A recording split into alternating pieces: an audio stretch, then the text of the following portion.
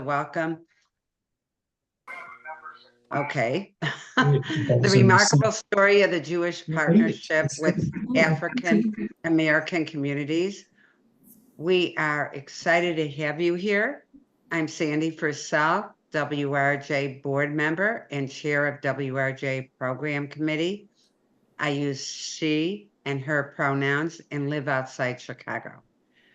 Now, we request that if at all possible, you turn and leave on your camera so that the panelists can see everyone and engage with the attendees during the discussion. But with so many participants, we don't have time for everybody to introduce themselves. So please feel free to type into the chat if you would like your name, location, and one word if you did see the documentary and what was your experience or how would you describe it. Once the group begins their discussion, please keep the conversation in the chat to a minimum. Feel free to flag any technical issues or important questions, noting that there will be a Q&A at the end of the program. Now, I'm so excited to pass it over to Beth Quinn, who is a WRJ program committee member who organized today's program and will moderate the panel discussion. Beth, over to you. Thank you, Sandy. I am so thrilled to be here tonight to share this program with you. When I learned about Julius Rosenwald, allyship came to mind. There has been a long allyship between the Jewish and African American communities in this country. Unfortunately, many people do not know or have forgotten about this allyship. Could we mute everyone? Thank you. Forming allyships is a way of fostering understanding, acceptance, and respect for others. It paves the way to making the world a better place. Julius Rosenwald and Booker T. Washington are wonderful examples of what can happen when allyships are formed. The documentary Rosenwald tells the incredible story of Julius Rosenwald, the son of an immigrant peddler. JR, as he's better known as, never finished high school, but was able to become the president of Sears and Roebuck. Influenced by the writings of the educator Booker T. Washington, this Jewish philanthropist joined forces with African American communities during the Jim Crow years in this country to build 5,300 schools in 15 states across the American South, providing 660,000 Black children with access to education, starting with 6 schools built around Tuskegee, Alabama in 1912. The Rosenwald Fund usually donated about $600 per school. Most of the schools were designed by the architects at Tuskegee Institute. The local African American community was required to raise additional funds, secure land, provide construction labor, and buy supplies, fuel, and sometimes even school buses. The Rosenwald Fund also required that the white community contribute to building projects and that the state maintain the schools. Inspired by Jewish ideals of tzedakah, charity and good deeds, and tikkun olam, repairing the world, and a deep concern over racial inequality in America, Julius Rosenwald used his wealth to become one of America's most effective philanthropists. JR always had a feeling of great social responsibility and a belief in empowering the receiver. Give a man a fish, he eats for a day. Teach him how to fish, he eats for a lifetime. He also believed in the transformative power of education. Everyone should have the opportunity to receive a good education. Addressing needs brought about by the Great Migration, Rosenwald also funded the building of affordable housing and WMC. Why AMCAs for African Americans. Some of the recipients of the Rosenwald Fund for African American Artists and Intellectuals include Langston Hughes, Ralph Bunche, James Baldwin, W.B. Du Bois, Marian Anderson, and Dr. Charles Drew. There are currently 400 active Rosenwald schools today. 100 other Rosenwald schools have been restored or repurposed. Before I introduce our panelists for tonight and start our discussion, here is a short trailer of the documentary. Show the trailer, please.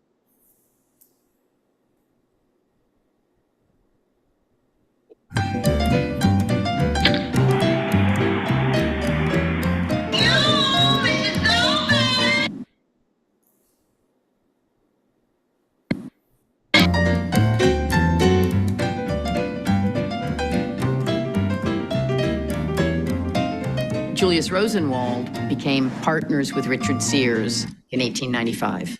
Sears was what you could call a swashbuckling salesman. He would sell things he didn't have. He would sell things he didn't even understand. What he enjoyed was the selling. Under Rosenwald's leadership, Sears Roebuck became the largest retailer in the country. Julius Rosenwald had two personalities. He was a tough businessman. And then, of course, this other side, the civil rights champion, somebody who really saw the disgrace in this country of African Americans being treated so poorly. Education was seen as a dangerous thing, and white Southerners wanted to keep it out of black people's hands. Rosenwald was clearly affected by the Jewish belief in tzedakah. Giving charity was justice and righteousness. It was a fundamental commandment. It's a wonderful story of cooperation between this philanthropist who did not have to care about black people, but who did, and who expended his considerable wealth in ensuring that they got their fair shake in America. Julius Rosenwald and Booker T. Washington combined with this plan for building black schools. They are engaging in an experiment. It's a wonder they were able to achieve it, but achieve it they did. And in the end, 5,000 plus schools are built all over the South. Julius Rosenwald created black schools throughout the South. Without that initiative, we would have had a different America. There was a little school, a short distance from my home, walking distance. Beautiful little building. It was a Rosenwald school. It was the only school we had. I thought my school was grand. It was the Lafayette County Training School, so there. The Rosenwald Fund was the single most important funding agency for African American culture in the 20th century. If you look at the list of people who receive money from the Rosenwald Fund, it's literally a who's who of black America. In the Jewish tradition, we talk about righteous action, this notion of tikkun olam. You do work on repairing the world.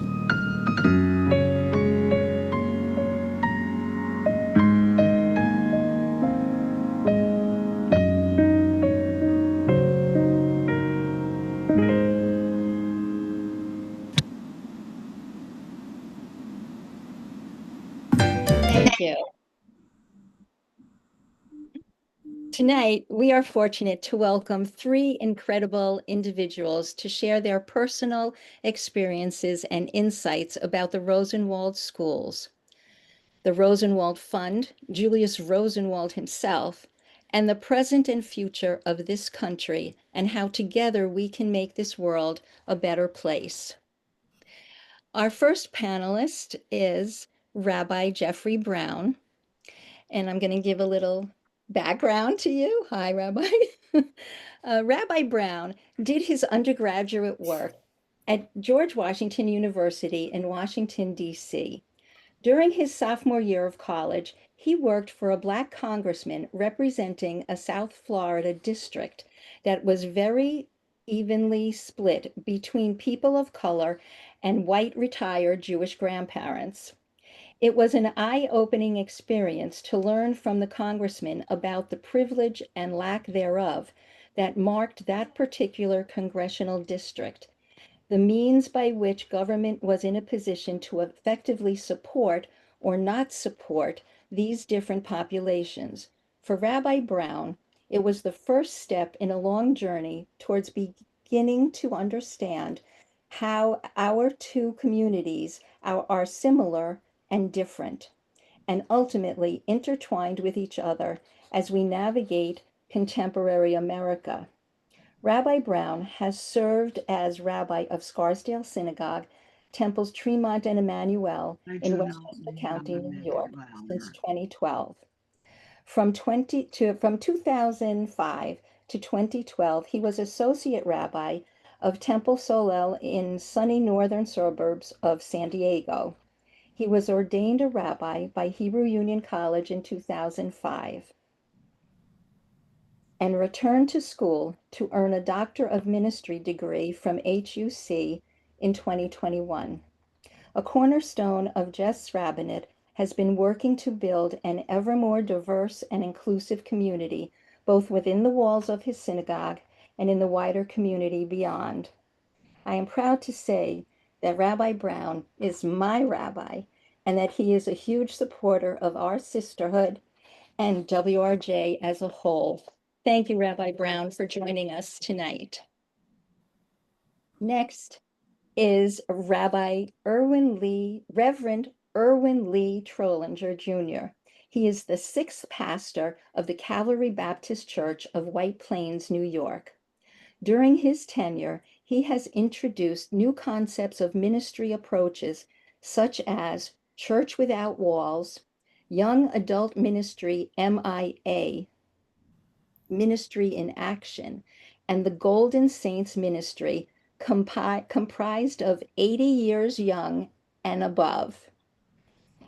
He was licensed and ordained through the Union Temple Inspirational Baptist Church under the leadership and mentorship of the late Reverend Charles H. Churn Jr. and the Mount Zion Missionary Baptist Association in Queens, New York. He attended Morris Brown College in Atlanta, Georgia, majoring in social work and theology, and earned his master's degree in sacred theology at the Christ Theological Seminary in Yonkers, New York. For 8 years, Reverend Trollinger served as a chaplain for the New York State Correctional Facility at Sing Sing in Yonkers, New York, in Ossining, New York. He was appointed to the Westchester District Attorney's Re-Entry Task Force to assist individuals returning home to Westchester County from prison. He was also appointed to Westchester County Youth Board. In 2019, Reverend Trollinger returned to prison ministry at the Westchester County Correctional Facility in Valhalla. And our third panelist, I'm so excited she's with us, Jan Smith Castronuovo, is an artist and owner of Heart Within the Art, LLC, which is a New Rochelle, New York based business featuring Afrocentric fine art original artworks consisting of woodcut and mixed media collage, hand-carved wood sculpture, pencil drawings, and most recently, a traveling exhibition featuring realistic paintings honoring African American hairstyling. Her newest products include uniquely handcrafted jumping brooms, which serve as symbols used in historically traditional African American wedding ceremonies, creating family legacies to pass down for generations to come. In the 1960s, Jan attended elementary school in Frankfort, Kentucky, at the Rosenwald Laboratory School, which was then part of Kentucky State University, a historically Black university. At that time, she didn't know there were other schools associated with Rosenwald. She only recently found out about the legacy that was fostered by these two great men of action, Julius Rosenwald and Booker T. Washington. We are so honored to have the three of you with us tonight. So I'm going to, okay. Are you going to highlight us? Spotlight us? Okay, great, thank you. Okay. You guys can unmute yourselves when you're ready. My first question is going to be for Jan, but I want to let you know that when I was researching Julius Rosenwald, I came across a wonderful little book, and it is a very little book, but it is amazing. It is called Dear Mr. Rosenwald, The School That Hope Built. It is written by Carol Boston Weatherford, and it's illustrated by R. Gregory Christie. And there are pages with the thoughts of the people who were involved with schools that were being built in their communities. So at different times, I'm going to read pages from this book. And I'm going to start with this one. It's from 1921, One Room School. My teacher, Miss Mays, said, "You can't judge a school by the building. When the roof leaks, she calls us vessels of learning. When the floor creaks, she says knowledge is a firm foundation.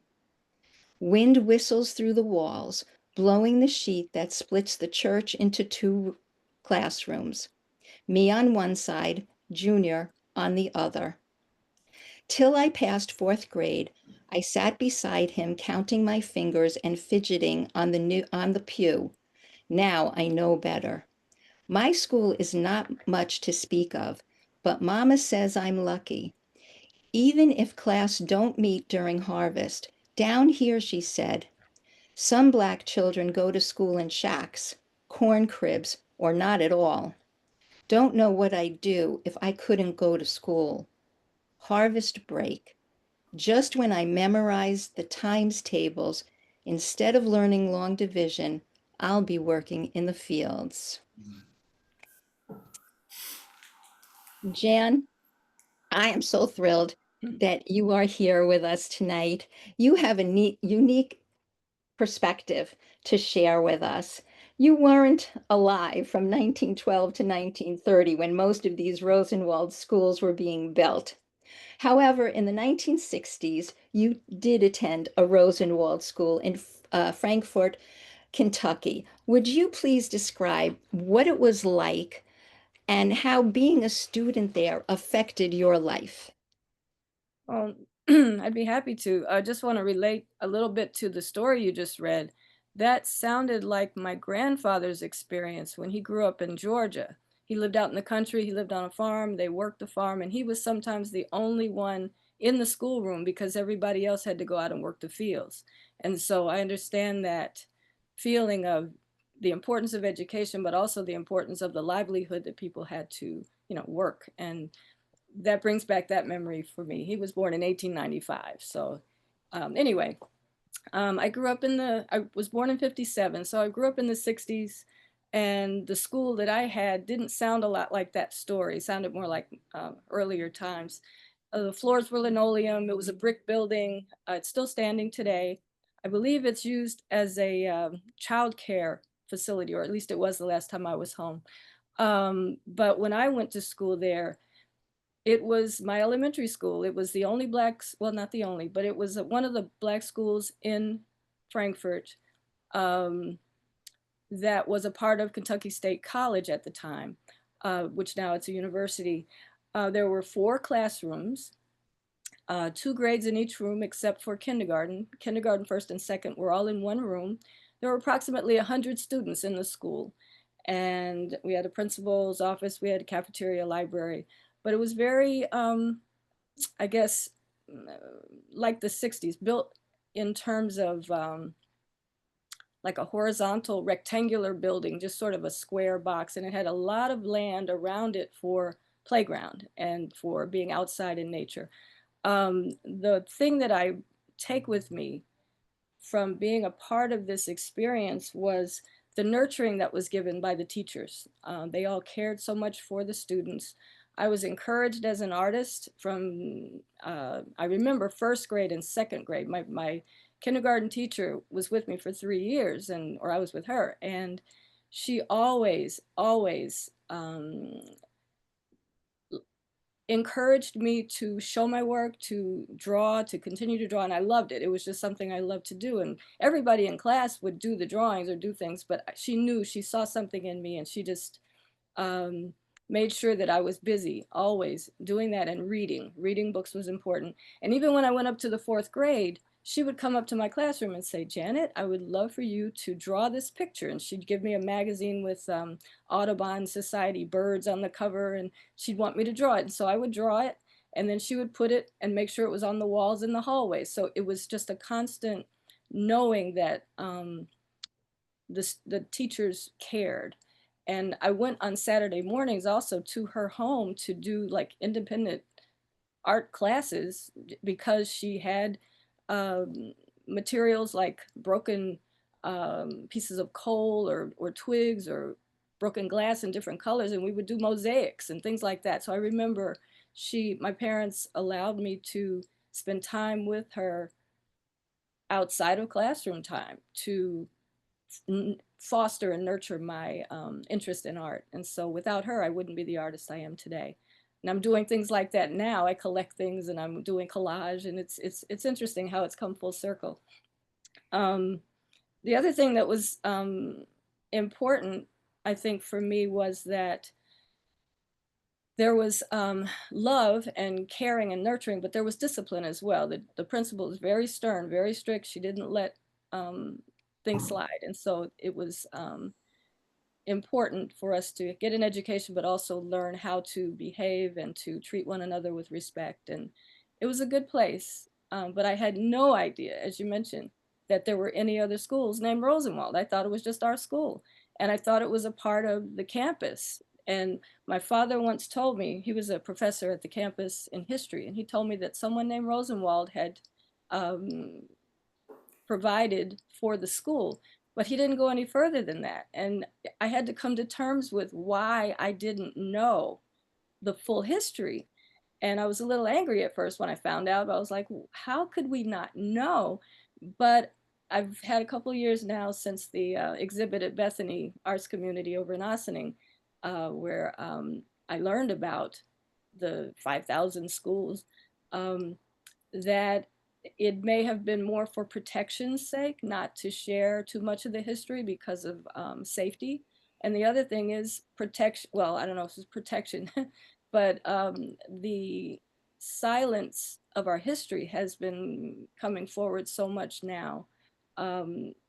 It didn't get passed down. It didn't get passed along. And there were reasons for it, some good, some not so good. But I'm so glad to be a part of this process to help educate and enlighten people about it, because this timing is really important, that we speak to the coalition of Black people and Jewish people and uniting all people of all kinds so that there's not the division. So I'm really glad to have learned about this through you and Joyce, I believe, Joyce Sherrock Cole over at Bethany, who put on a Black History and Culture exhibit, not to be believed, every year. So I have to put a plug in there for that. That's where I learned about the Rosenwald schools. Thank you so much. I will tell you that one of the reasons why many people didn't know about Julius Rosenwald and the school was his request. He really did not want his name on the schools. He was giving, but didn't want that kind of recognition. He wanted it for the communities that were going to benefit by the schools. So there were eventually pictures of him hung on the walls in the various schools with other people of importance. If you watched the documentary, there was a man who went to one of the Rosenwald schools and asked, why is there a picture of a white man on the wall here?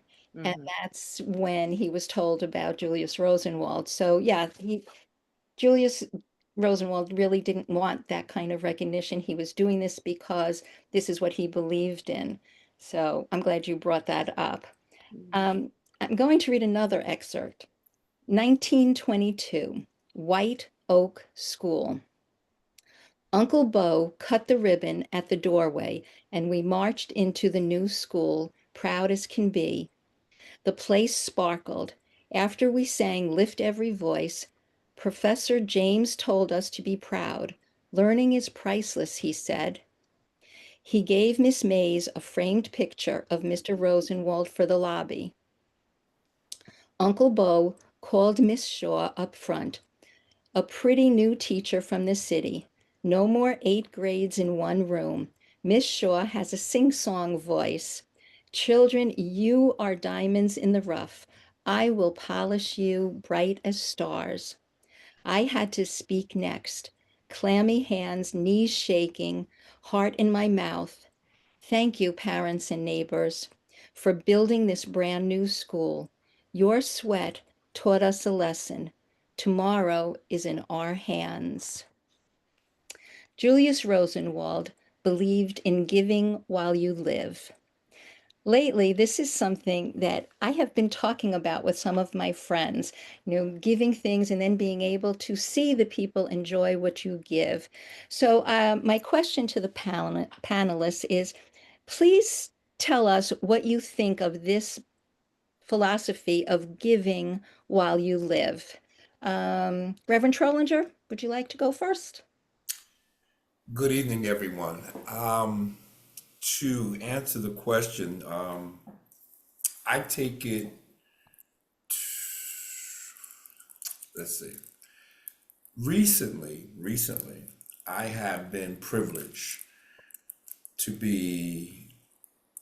officiate at weddings for young men that I helped raise that were 7 years old at the Theodore D. Young Community Center. If I'm not officiating the wedding, then I'm being invited to the wedding. I think they just want to see me cry. I think that's what they want to do. They want to see me cry. When I go through the door where the groomsmen are, they hold their mouths and they cannot believe that Mr. T is there. I look at them and saying they're creating families, they're creating communities, they're creating things that blow my mind because of the input that I was able to put in their lives.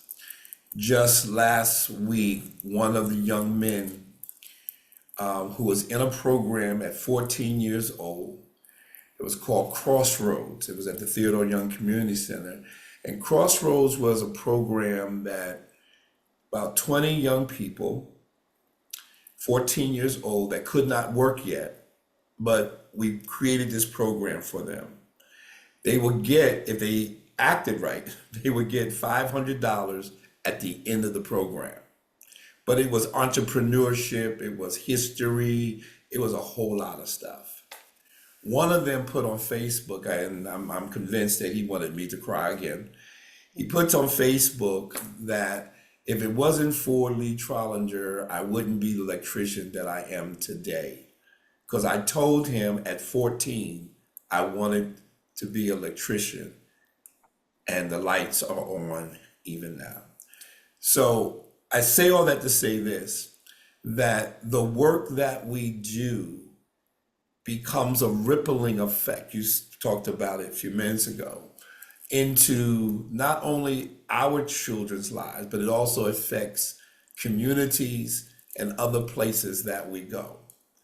So I thought you were going to ask me another question, and I was ready for that question in regards to Rosenthal not wanting his name or getting applause, because it reminded me of a Negro spiritual that we sing in the church. It says, "Let the work I've done speak for me.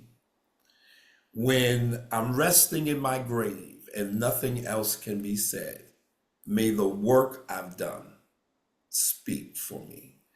And for Rosenwald and Booker T. Washington, that is what we see even to this present day, that we see the grandeur of one born in slavery, one born through the Jewish lineage of religious persecution and stupidity, and yet they did not allow outside forces to keep them from their destiny, and that destiny would then become a common destiny.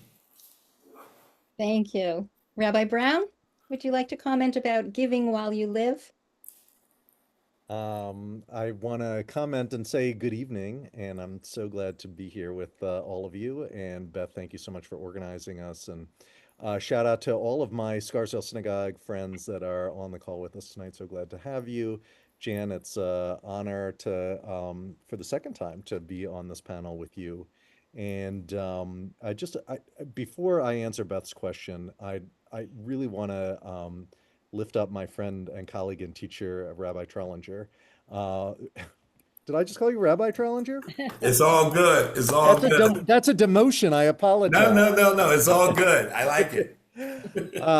Reverend Trollinger, just for those that are on the call and who don't know him, is an extraordinary individual.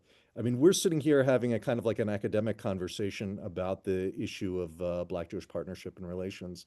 And Reverend Trollinger has led by example in our community at a time when I think a lot of my colleagues around the country, particularly since October 7th, have been looking for their natural allies on the progressive left to join together to fight issues in the country and in the world. And because of local disagreements with colleagues over Israel, it has been hard for them to build those bridges. That is 100% not the case here in Westchester, and that Reverend Trollinger has taken not just time out of his busy schedule tonight to be with us, but has over the last few years traveled to Israel with our colleagues in Westchester Jewish Council, UJ of New York, and other partners to do the hard work of learning the multitude of narratives that exist around these complex issues. And it's just an honor every day to be able to watch him in action and to learn from his example. So I just feel blessed to share this time and space. Now, Beth, I will not avoid your question any further. And the question was responding to Rosenwald's idea around giving while you live. You'll forgive me if I say it's a beautifully Jewish idea, and I think I want to say primarily for those that have not deeply studied the Jewish concept of tzedakah, which is the Hebrew word for not just giving charitably, but really giving because justice requires you to give.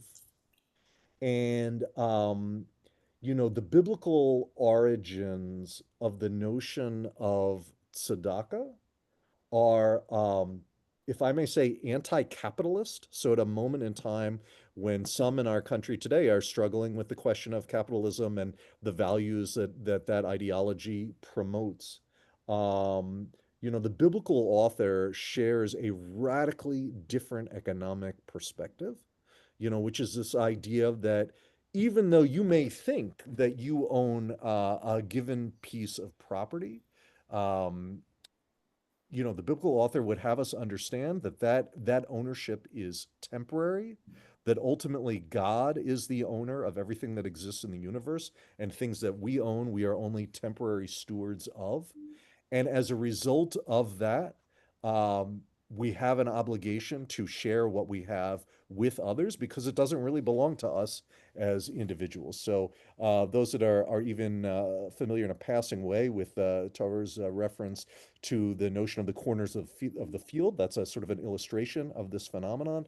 I own a piece of property, but the corners of it actually belong to anybody in need in the community, and they can come and go as they wish and help themselves to it. So the idea of giving away that which Rosenwald had and which we ourselves may be lucky enough to have, before the end of our lives is consistent with this idea that it doesn't actually belong to us in the first place. So we ought to, out of a sense of justice and generosity, share it with those who need it more than we do. The last thing I'll say about this is that the idea is alive and well today outside of religious spaces also, right? That a bunch of years ago, Bill Gates and Warren Buffett and other significant millionaires and billionaires got together and came up with this idea of the giving pledge, in which wealthy philanthropists who joined that pledge committed publicly to giving away at least 50% of their assets before they pass. That effort has generated a total of, according to my very quick internet research earlier, $600 billion of philanthropy over the last, let's say, 2 decades. And it comes also from this idea that wealth doesn't necessarily travel with us. Either, it certainly doesn't travel with us into the afterlife. That's not a traditional Jewish belief. But that rather than be primarily concerned, and I'll invite a dialogue with Reverend Trollinger around this question of intergenerational. That is an important social issue that we should talk about in the country. But I think the idea behind the giving pledge is there's value in giving it away rather than keeping it within the family. Thank you. Jan, would you like to add anything to the philosophy of giving while you live? Well, I think it's a beautiful way to share with humanity, and that if more of us did it, we'd have a much different world. I was reflecting on it and thinking most of the people that I know or have known usually save their money and then they give it to they let it be passed on to their heirs. And I don't know any multi-millionaires or any billionaires to know their lifestyle, but most that I know of or hear about in the news are can sound or be quite narcissistic and want to hold it all or get more. They don't have enough for themselves. And so the idea that there's another way to approach life rather than the capitalist model is something that I value, because as a community of human beings that we all are and sharing this planet, it just makes sense to care for one another. And so it's a good thing. And he did, Rosenwald and Booker T. Washington together did such marvelous work to take care of generations to come. And I'm one of the recipients. And I think about my own daughter, who didn't go to Rosenwald School, but when she came to visit my home in Kentucky, I took her to the playground, and there was a little place she could play right on the grounds that I grew up on myself. So that was the next generation of playing in one of those little plastic playhouses that didn't exist there, like a log cabin. It wasn't there when I was there, but it's there now, or it was when she was young. And she's 30, 31 now. So, it goes on and on. So it's a good thing to think of others and to do what you can. And as the Reverend was saying, we do what we can do, and whatever we share with others can impact their lives and make that ripple effect. So I hope that in the artwork that I do, it can do some of that as well. So that's what I hope. Thank you. Now, Julius Rosenwald had this belief as a young man, even when he was newly married. He had said to his wife, he hopes to earn $15,000. He wanted to save 5,000. He wanted to spend 5,000, and he wanted to give away 5,000. So this was his philosophy as a young man, and many, many people benefited from his philosophy. And I think many more people today are doing things like this so that they can see people benefit from it, not waiting until they're no longer here to pass on money or jewelry or whatever they have. So it is something that I think is a very good thing to follow through on. New School Rally. Uncle Bo opened with a prayer. Then Professor James from the normal school stood in the pulpit, spoke as if he were used to people listening.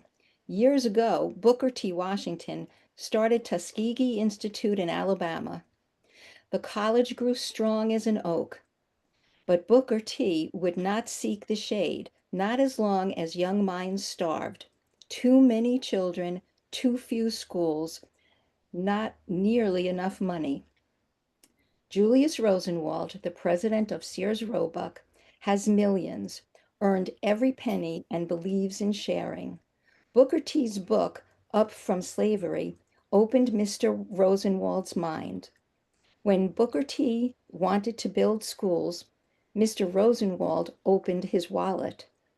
After Booker T passed, Mr. Rosenwald kept building, and just not schools, but pride. Before his foundation will give a cent, you have to raise money on your own. White folks have to pitch in too. There will be one hurdle after another. Do your children deserve a new school?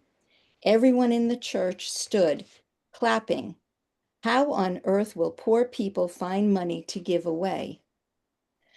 The church deacons voted to give an acre of land for a new school, space for a building, a playground, and a garden, land that would have been used for graves. Now a seed is sowed instead. I love that. I just really love that picture. JR believed in empowering the receiver. He believed it was important for communities where the schools were to be built to contribute something to the project. They needed to take some responsibility for the project, raise money, supply materials, provide construction labor, land, whatever it might be. Sweat equity. The schools were built by the people for the people. Do you agree with this philosophy of empowering the receiver? Rabbi Brown? Yeah, it resonated very, very deeply with me. And I think that the one of the thoughts that came to mind was this idea, the Jewish philosopher Maimonides, who was writing in 12th century Egypt, um, he famously created this ladder of tzedakah is essentially what he called it. You know, this 8-runged framework of determining the top 8 ways to help other people by way of sharing what we have with them. And according to his framework, the highest form of tzedakah was creating ways that empowered the receiver to help themselves. And I don't know if that directly, that if Rosenwald was sort of channeling that directly or indirectly, but I think that in the ethos of a conversation about sort of Jewishly inspired ways to help other people, that value lies at the heart of efforts in our community. And I'd like to think that there was something incredibly empowering about, having the members of these local communities share in the responsibility both of fundraising and in co-constructing these structures, so that they would be ready to learn and would be invested in making the most of the building that was built there, as a vehicle for the transformation of their lives and their world. Um, it feels very Maimonidean to me. Thank you. Reverend Trollinger? I just wrote down a joint endeavor. I'm just coming back from Ghana, and that's where I hang out, Jeff, for my vacations. You go to Israel, I go to Ghana. So I was there, and this time I went to a castle that I had not been before. And it was a castle that the British held. They was not the first occupants of it. The Dutch were. And the Dutch had it as a slave castle. The British did not. So I want to be clear on that. But what was outstanding to me was that Kwame Nkrumah refused to take possession of the place, the seat of government, until they were able to buy it themselves. Same thing with the Ashanti Kingdom in Kumasi. The Viceroy, when British Viceroy left, and the Viceroy wanted to give the King of the Ashanti the house in which he lived, he said, no, we will pay for it ourselves. The ability to do things together keeps dignity between the people. And it's not like you're giving me something. It's like that we're doing this together. And so in our tradition, Jeff, way back in the old days, thank God it's not that way now, the deacons controlled the church. And the pastor had nothing to say about it because the land in which the churches were on were land that members of the church put up their houses in order to purchase the land. So now we have the community has given the church this land, money to buy the land, so we got a joint partnership happening. Now the deacons, the official board of the church, are now giving this land in order for this school to be able to be built. They don't have cash. They don't have the money, but they have a stake in it by becoming a part of a joint endeavor. And I know that Rosenwald and I know that Washington kept that in the forefront so that people wouldn't say, oh, they gave it to them. No, this was a joint endeavor to make sure that everybody's pride and everybody's status was on a level. And I just know they did it intentionally. I just know they did that intentionally to be able to silence any critics that will come along later. And it's amazing that when we hear of Martin Luther King and Rabbi, help me, Jeff, the rabbi that was with Martin Luther King. Abraham Joshua Heschel. Yeah, how they work so intricately together. And so I know tonight, one of our major things is to talk about the Jewish and African American partnership together.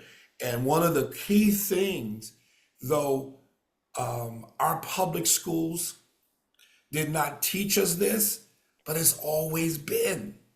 Mm-hmm.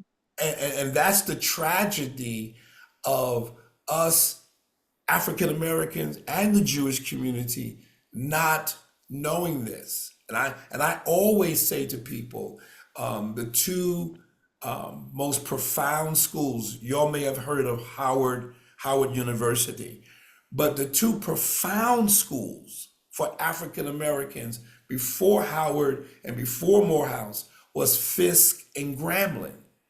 And they were our Ivy League schools.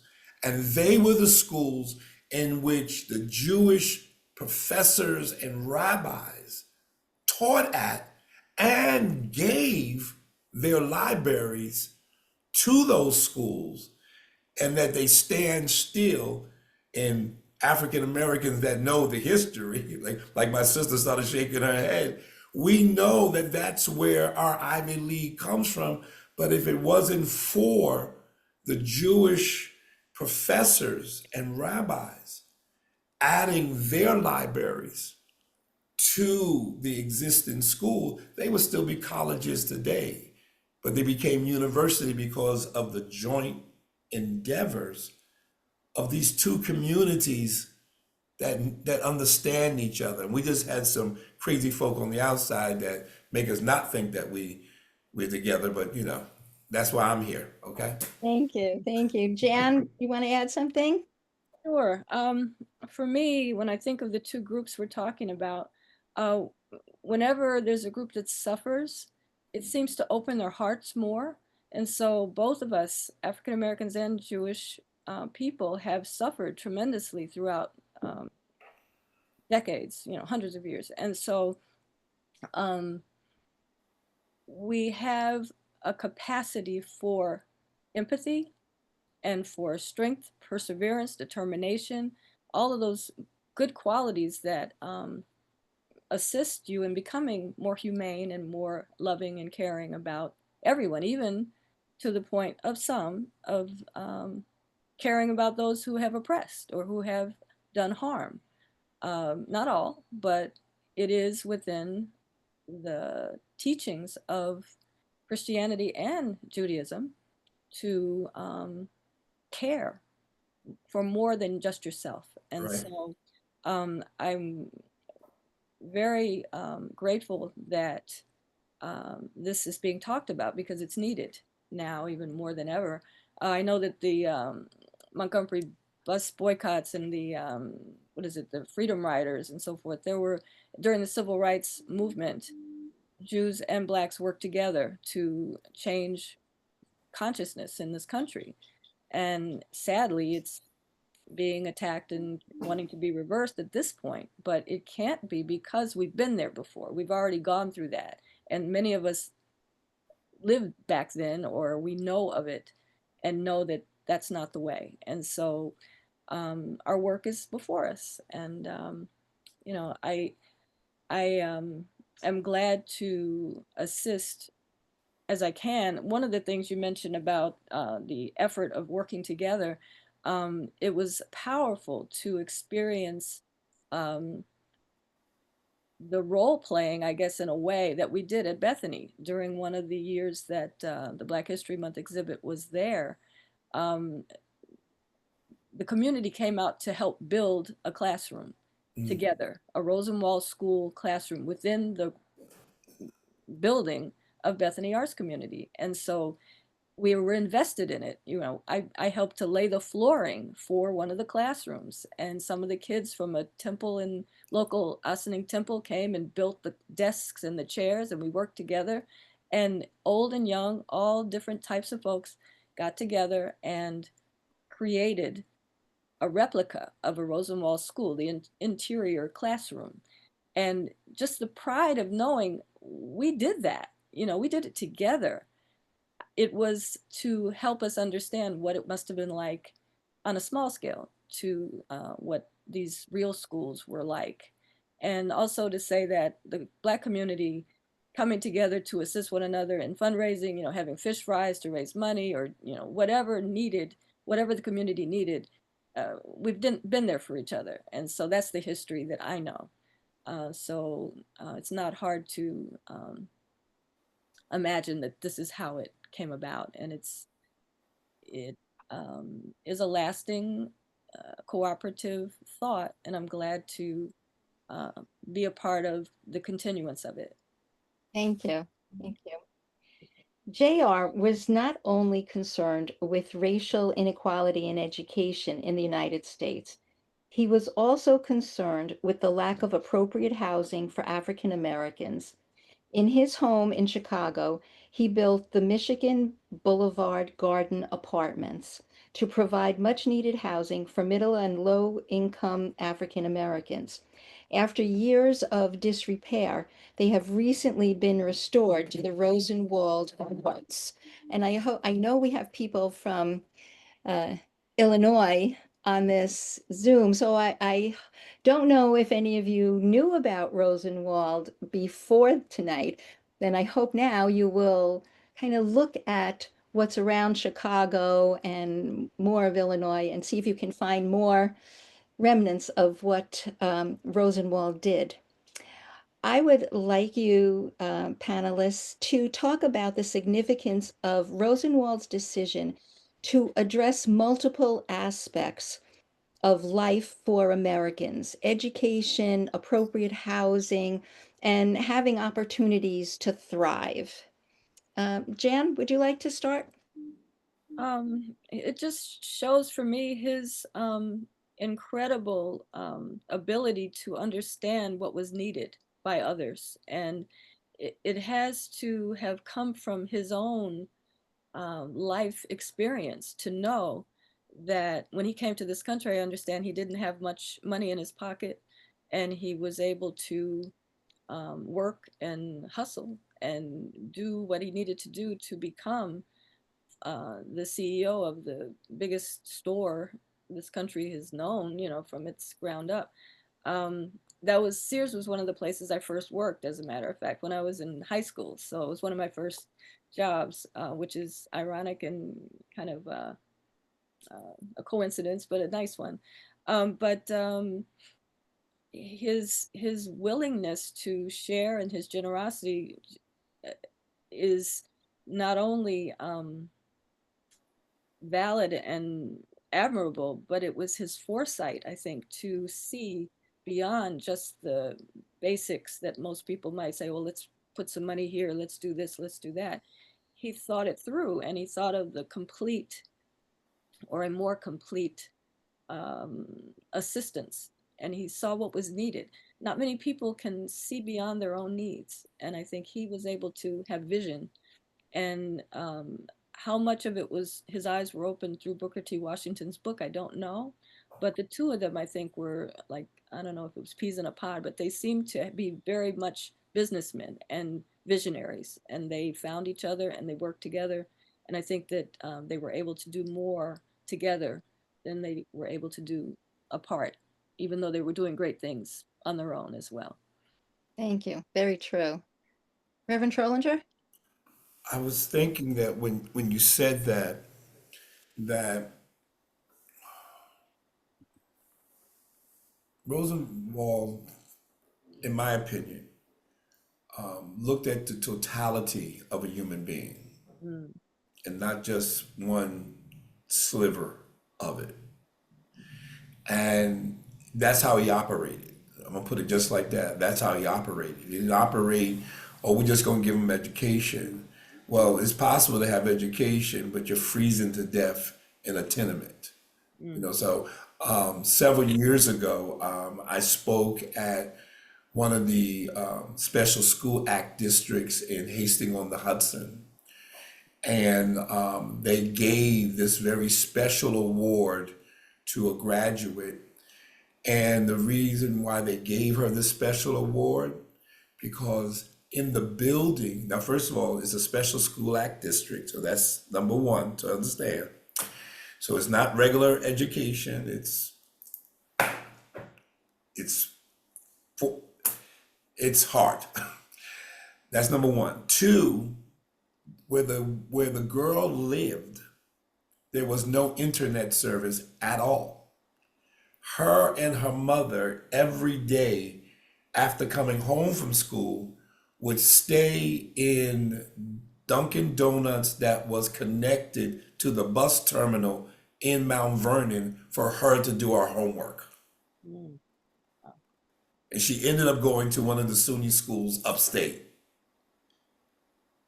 If the mother in her did not have that inward function about themselves, she wouldn't have passed. So Rosenwald understood that even the house, the hospital, the community itself had to sacredly all be in connection one with another. You know, I defend, my brothers and sisters in Scarsdale, I love you. I halfway live there, but White Plains is the best. So with that said, I honestly defend the city of White Plains, the comfortability of the city of White Plains, the spirit of White Plains, When I go to other African American organizations that are screaming and yelling about the treachery of the people, I say, not in my city. Not in my city. And I was born in the city of White Plains. And it's not because it's magical, it's because people work on it. And we have the ability, and I'm going to say it my Baptist way, we have the divine ability to talk with each other and not talk at each other. And that's what we see in the work of these two men. They didn't talk at each other, but they talked with each other, and they planned this stuff out that we are blessed that Oprah Winfrey's mentor was a part of this. We are blessed because John Lewis was a part of this. We are blessed because our sister artist here was a part of it. And it transcends economics. It looks into the future and the destiny of society and community. It's all working together. Thank you. Rabbi Brown? First of all, I want to say that rabbis are uniquely gifted to talk at each other. So we excel in that area. In that spirit of just a little tongue in cheek, right? If we're talking about the influences on Rosenwald, this week was the second time that I saw the film, and I think I didn't really pick up on this the first time. The movie does a really nice job of shouting out his rabbi. Rabbi Emil Hirsch, who's a very significant late 19th century rabbi in Chicago, who was a significant influence on Rosenwald. So yay for the rabbis that influence people to do good things in the world. Okay, to the original question, Beth, which was to reflect on Rosenwald's decision not just to work on education, but a number of other issues as well. I was thinking about this Talmudic principle, which is lo alecha hamlecha ligmor, that it's not upon any one person to finish all of the work that exists to be done in the world to make the world a better place. And then the rabbis add on to that, but neither is a person free to desist from the work, which is to say that given the immense task before Rosenwald and before all of us to try to make the world a better place, there is this Jewish value never to stop, to keep on going. The work is never going to be completely done. It's not on you to have to do all of it, but you have to do the entirety of your part in the effort. And he's just such a beautiful illustration of somebody that's trying to do that. I am looking at the time that we have, so I'm going to cut it a little bit short, but I am going to do one last reading. Dear Sir, I am 11. I like to read books. My best subject is arithmetic. My parents counting on me to learn all I can. This school is the first new thing I ever had to call my own. I'm going to stitch me a dress in the sewing classroom. One day I'll be a teacher like Miss Shaw.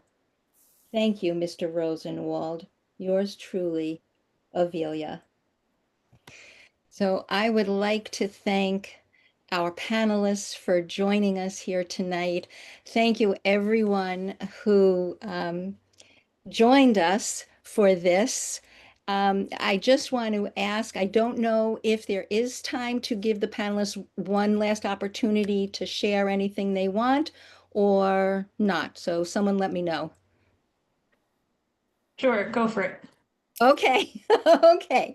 So all three of you share any closing remarks you would like to share right now. Who wants to go first?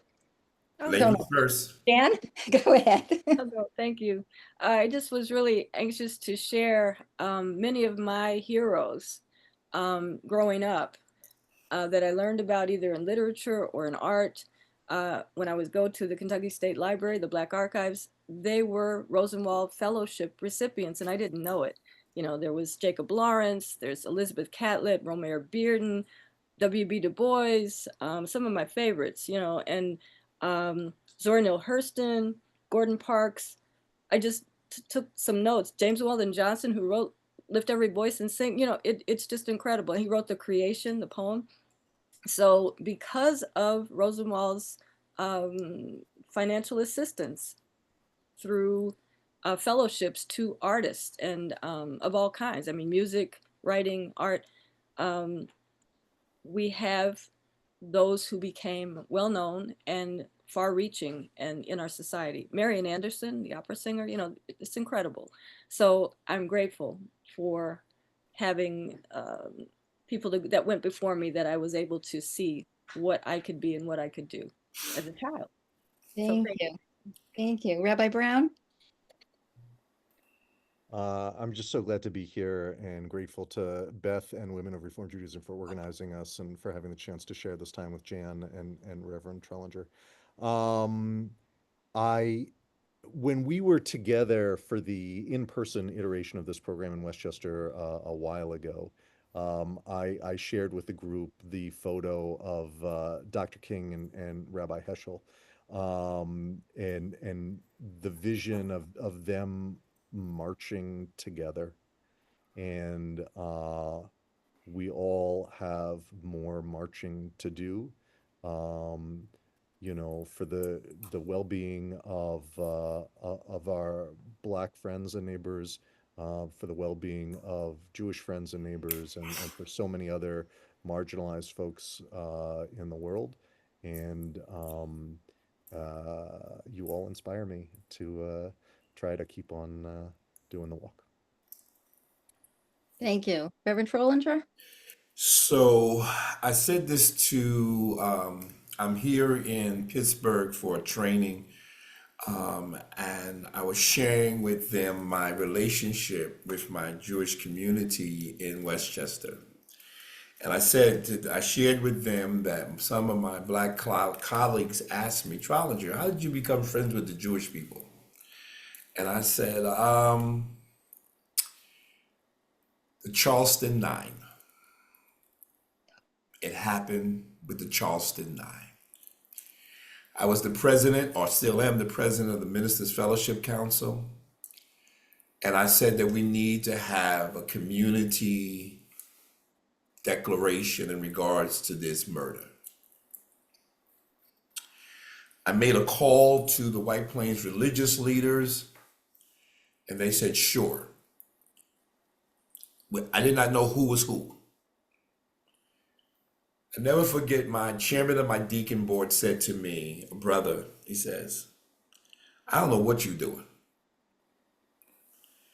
When it came time to start the meeting, two things, Jeff, was interesting.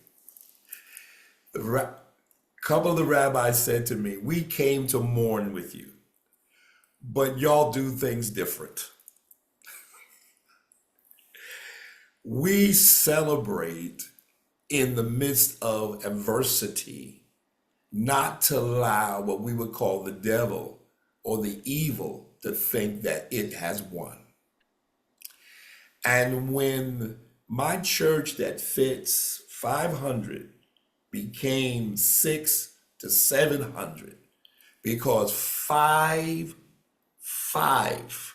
of the surrounding synagogues of White Plains marched into Calvary Baptist Church with yarmulkes and all the rest. And it was like, what in the world? It became a cementing of our relationship.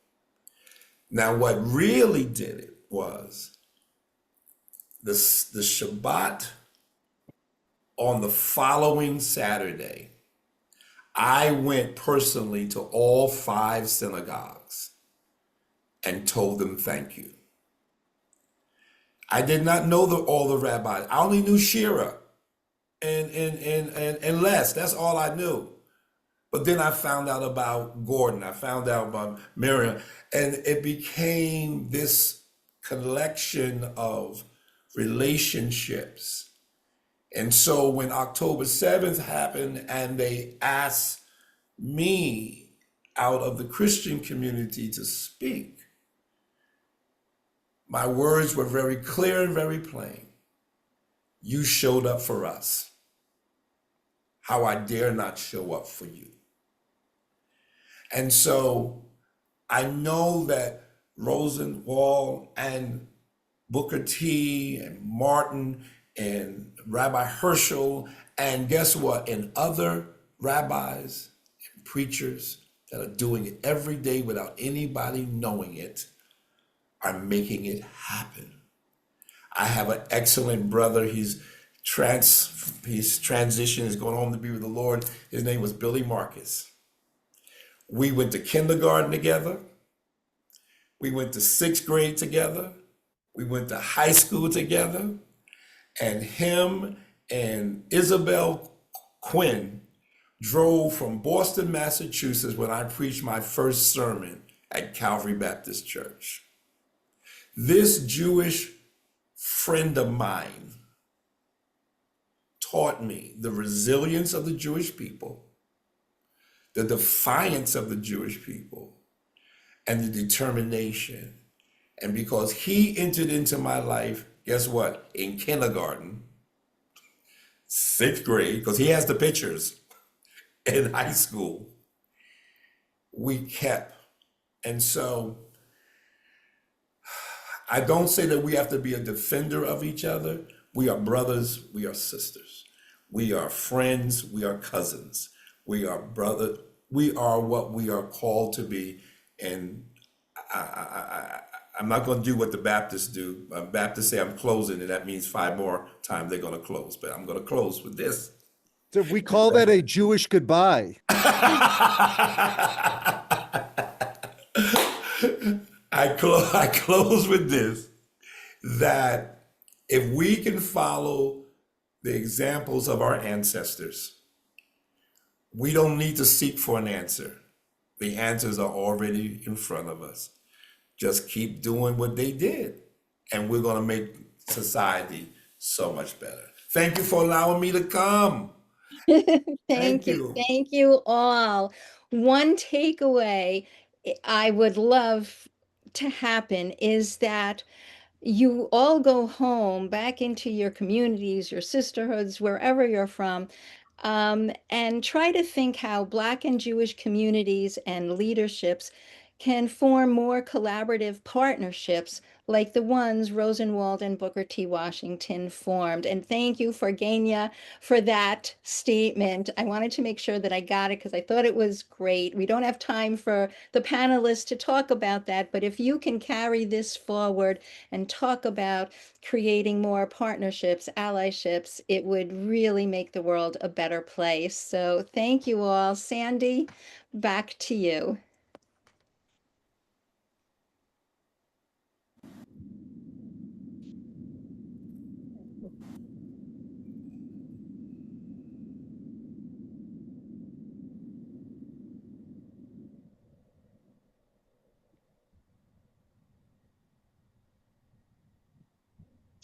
Okay, now I'm going to try it again.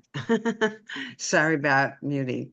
I said I was looking through all the chats and I didn't see a lot of questions. I might have missed something. If there's someone who has a question, could you type it into the message into the chat now, and we'll try to answer some of them. I'll give you a minute or something. And while you're doing that, I do want to thank Beth and Rabbi Brown and Reverend Trollinger and Jan. This was an amazing, thought-provoking, inspirational, and educational program. And I want to thank everyone for being here today. A huge thank you to Amanda Feldman, WRJ staff, for her continuing support and help to our program committee, and the WRJ staff, Nikki Braun, for her tech experience. Thank you, thank you. If you enjoyed this program, there's a question that just came in. 1 second. What happened to the school buildings following the desegregation era? Anybody? There are still 400 schools being used. Some of them have been refurbished or repurposed. We don't have the 5,000 anymore, but there are 400 still being used as schools, 100 being used in their communities for something. Okay, and the other question that I saw, 1 second. And this is the book. It is called Dear Mr. Rosenwald. Someone asked about that. Dear Mr. Rosenwald, The School That Hope Built by Carol Boston Weatherford. Thank you. And how can individual synagogues get hold of the film and this program to spread the word? Maybe contacting Brandeis, or Amanda may have some other information of how they can get a hold of it. It's not easy. I was able to purchase the DVD from, if you go online and www.rosenwaldfilm.org. Okay, thank you. Is WRJ involved in trying to get a Rosenwald School National Park? I don't think WRJ is. There is work going on. The Rosenwald Foundation is looking to do a park. Okay, and how did the school fundraisers encourage white citizens to contribute? Do we have that? It was kind of like if the Black community could raise this money, shame on the white community if they can't do the same. And not every community that wanted a Rosenwald school may have had the cooperation from the outside community. In order for it to happen, the white community, the state government, and the Black community had to work together to fundraise. Okay, I think I got all the questions now. So with that, if you've enjoyed tonight's program, please consider adding these upcoming WRJ programs to your calendar. October the 15th is the final day to submit the WRJ board service application. It's really wonderful being on the WRJ board, and it will give you opportunities, growth, development, leadership, everything. So if you want to apply, that would be wonderful. October the 20th at 12 o'clock, there's going to be Royal Kodesh Marqueshed van, of course, I probably pronounced it right. Experience in Israel through the bitter and sweet with Sherry Robbins. And Sherry Robbins is like our tour guide for WRJ, and she's done a lot of virtual tours, and it will prove to be a wonderful experience. November the 12th at 8 o'clock is Savor the Season. It's right around Thanksgiving, so it's going to be with baking with Cheryl Berenberg. December the 8th at 8 o'clock will be the virtual Lilith Salon. Details and links will be coming out. Lilith Salon is a magazine that comes out 4 times a year, and they handle current articles dealing with from a Jewish feminist perspective. On April the 12th is WRJ Day of Action. So there'll be lots of information that's going to be handled in the future on that. And I think if you are interested, please join our online programming space on Mighty Networks to keep you up to date with the WRJ programs. And I think all these links will be coming. More importantly, you will have a link about a survey for this program. Please, please, we're very, very interested on what you have to say and also be able to incorporate that into our future programming. So please fill out the survey so we have some feedback as far as that goes. And there's also going to be a high holiday campaign from WRJ. We had talked about, you know, pushing it forward, planting the seed, reaping the benefits for the future. And this is a wonderful way to encourage the work that WRJ does and continue it into the future. So the high holiday campaign is there also for you. If you want to make any donations, you can go to www.wrj.org. And I think that's it. Are we Sandy, good there? just to remind people that the film is available to view through Wednesday. Just in case you didn't get a chance to watch it, you can watch it tomorrow or Wednesday. And I will say that if you go to your Zoom link that was sent out, just above join the meeting is where you click on to see the movie, which is, I think, 96 minutes, correct? Yes. Okay. Is there anything I forgot or we're good? I think we're good. I think we're good. Thank you once again for everything. I really appreciate it. Thank you all. Thank you all. Bye. Bye. Bye-bye.